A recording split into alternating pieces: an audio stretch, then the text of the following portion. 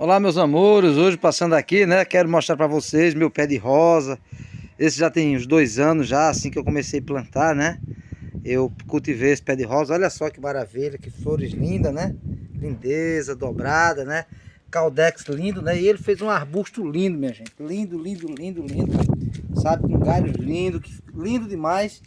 Que eu resolvi compartilhar com vocês esse lindo pé de rosa deserto, rosinha, dobrada, maravilhosa. Na dúvida no sítio, compartilhando com vocês essa belezura de pé de rosa, né? Lindo demais. Um abraço.